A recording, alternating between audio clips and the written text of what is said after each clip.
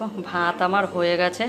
আর এখানে আমি তেল বসিয়েছি, কী করবো বলো তো, আমের চাটনি করব। তো সর্ষে আর শুকনো লঙ্কা ফোড়ন দিয়ে দিলাম।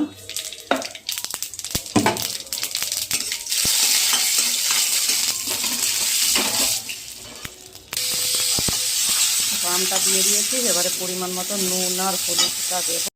দেখো ঢেকে দিয়েছিলাম, আম পুরো গলে গেছে। এবারে এর মধ্যে মিষ্টিটা দেবো।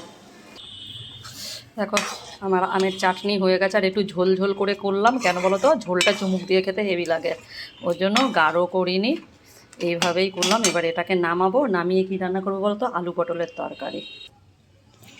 দেখো তেল হয়ে গেছে, পটলটা ভেজে নেব।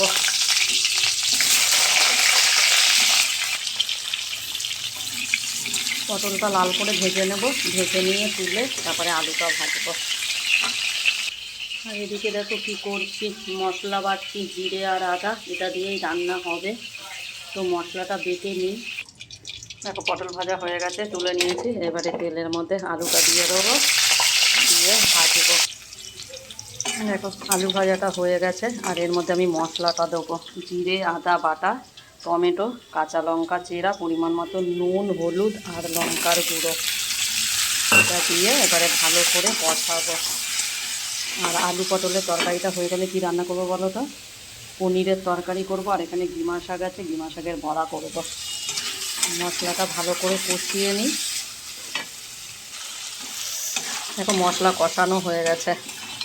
এবারে এর মধ্যে আমি পটলটা দেব, দিয়ে ভালো করে কষাবো, কষিয়ে তারপরে ঝোল দেব। দেখো কষানো হয়ে গেছে, এবারে ঝোল দেবো, অল্প করেই দেব, কেন তো মাখা মাখা করব। আর নামানোর সময় একটু মিষ্টি দেব।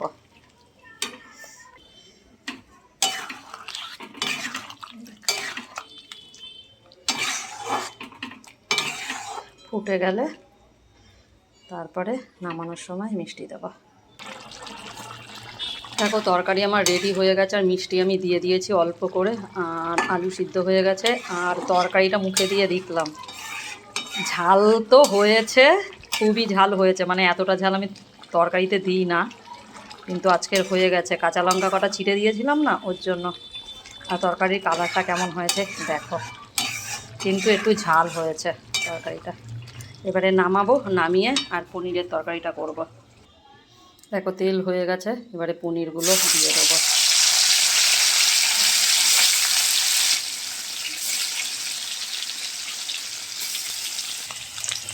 দেখো পনিরটা আমার ভাজা হয়ে গেছে। এবার পনিরটাকে আমি তুলবো, তুলে আলুটা ভাজবো।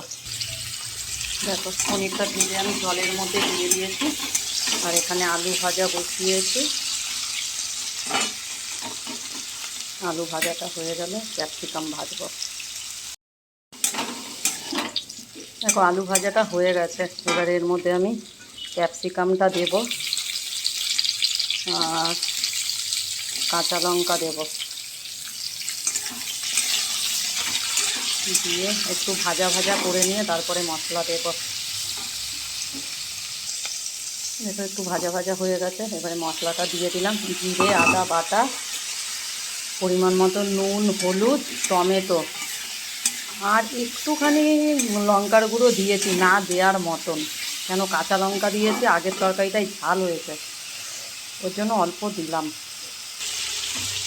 দেখো মশলা কষানো হয়ে গেছে।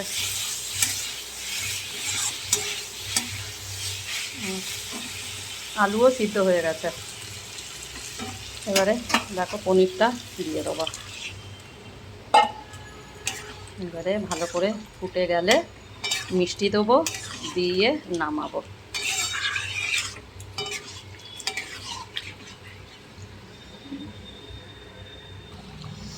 দেখো ঝোল আমার ফুটছে। আর এবারে এর মধ্যে আমি একটু মিষ্টি দেব, দিয়ে ভালো করে ফুটিয়ে নামিয়ে নেব পনিরের তরকারি। আর এখানে দেখো গিমা শাকটা মেখে রেখেছি। আর এই যে এটা বড়াটা এখন ভাজবো। দেখো বড়া ভাজা হচ্ছে।